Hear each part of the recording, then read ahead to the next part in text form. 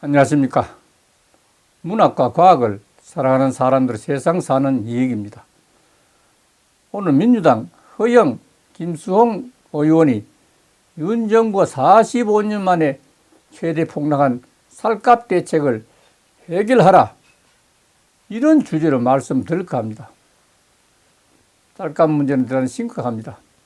2022년 8월 25일 민주당 허영 춘천갑 국회의원은 쌀값이 폭락하고 있다고 하면서 정부가 쌀값 조사를 시작한 1977년 이래 45년 만에 최대 폭락이라고 했습니다.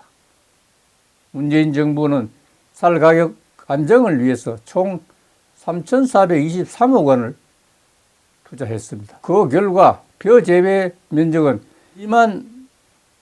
22,236헥타르 감소했지만 80kg 산지 쌀값이 2017년 15만 3,213원에서 2020년 21만 6,484원으로 상승하는 큰 성과로 이어졌다고 했습니다. 반면 윤석열 정부는 아무 대책도 없이 수수방관만 하고 있다고 했습니다. 당장 강원도만 해도 지난해 쌀 재고가 여전하다고 했습니다. 현재 면적은 줄었는데 생산량은 늘어서 2016년 이후 최고치를 기록했다고 하면서 보다 못한 민주당은 국회에서 의원총회를 열어서 103만 농가의 생존권을 위해 정부 여당에 세 가지 요구 조건을 내걸었습니다. 첫째, 쌀값 추가 폭락을 막기 위해서 추석 전 쌀 10만 톤의 시장 격리를 추진하고, 둘째, 쌀값 폭락 시 쌀 자동 시장 격리를 위한 양곡관리법 개정에 협조할 것이며, 셋째, 농가소득을 안정시킬 근본 대책을 제시할 것을 요구했습니다. 옛날부터 농사는 천하에서 어뜸이 되는 근본이라 했습니다. 이 말은 농자 천하지 대본이란 말입니다. 오늘날 민생경제와 식량 안보에 상당한 비중을 차지하는 것이 농업뿐입니다. 그래서 지난해 6월 허영 의원이 대표 발의한 농민기본소득 법안도 그러한 문제의식의 연장선상에 있다고 하겠습니다. 따라서 농가소득을 안정시킬 근본 대책을 추석 전까지 마련할 것을 윤 정부와 여당에게 강력히 촉구했습니다. 2022년 8월 26일 국회 뉴스 이형석 기자는 민주당 익산갑 김수홍 의원이 민주당 원내 정책조정회의 모두 발언을 통해서 45년 만에 최대치로 폭락한 쌀값에 대한 특단의 대책을 윤 정부에 요청했습니다.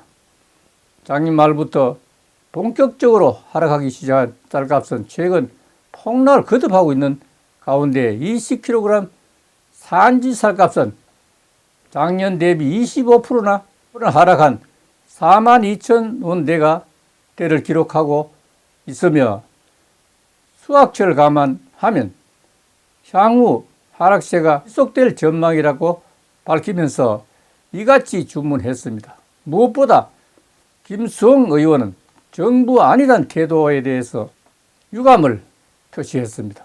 작년부터 현장에서는 정부의 양곡관리법상 요건에 따라 선제적 시장 격리를 요청한 바 있지만은 윤 정부는 가격 추이를 지켜보겠다는 입장을 고수하다 뒤늦게 세 차례의 시장 격리 조치를 취했지만은 쌀값 폭락을 막지는 못했습니다. 김수홍 의원은 농자재값, 인건비, 이자 부담이 늘어가는 상황에서 정부는 무엇을 하느냐고 질타하면서 덜 파는 풍년인데 농민들은 중년보다 못한 상황에 직면해 있다고 지적했습니다. 특히 정부가 소비 변화와 수급 문제라는 시장 논리를 내세워 농민들이 마치 변화에 적응하지 못하는 양 책임을 전가하고 있다고 비판하면서 다른 물가는 다 오르는데 쌀값만 떨어지 농가를 벼랑 끝까지 내몰고 있다고 질책하면서 강한 유감을 표명했습니다. 지금까지 추이를 보면 야당 국회의원이 문제 제기를 했지만은 여당은 말이 없습니다. 한심하다는 생각이 들기도 합니다. 윤 정부는 45년 만에 최대로 폭락한 쌀값 대책을 해결하는 데 최선을 다해 줄 것을 기대하면서 오늘 마칠까 합니다. 감사합니다.